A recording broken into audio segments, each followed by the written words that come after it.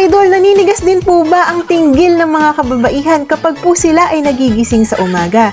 Hindi lang po si Manoy o si Junjun ang naninigas kapag po nagigising sa umaga, pati po ang mga kababaihan ay sila po ay tinitigasan din po sa kanilang tinggil. At ang kanila pong tinggil, Idol, ay ito po ang tinggil, Idol, no? Makikita po ninyo yung pinaka-tip, nandyan lang yan, Idol. Pero ang katotohanan, sa loob-looban po nitong si Petchay, meron po yung tissue na kaugnay po dito mismo ng tinggil, Idol. Kapag po nagigising ang kababaihan, ito po ay naninigas at lalong lumalaki. At ito po, nakikita po ninyo na tinggil na nandyan, Idol, yan po ay nanunubok at gusto pong maghamon ng bembangan.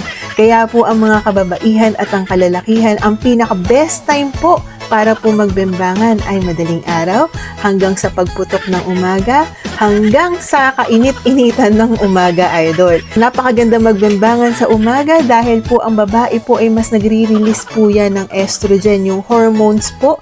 Kaya po ang babae ay basang-basa kapag po sila ay nagigising sa umaga. Meron po tayong tinatawag na nocturnal arousal. Ibig sabihin ay nalilibugan ang kababaihan kahit po sila ay natutulog at kahit po sila ay magising, Idol. Sila po ay meron ng natural na pagkalibog sa kanilang katawan.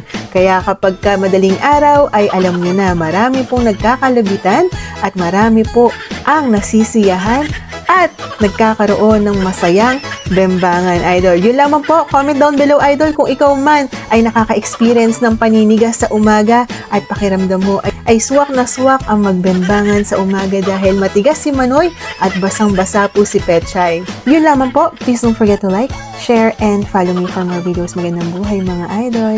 Happy bembangan!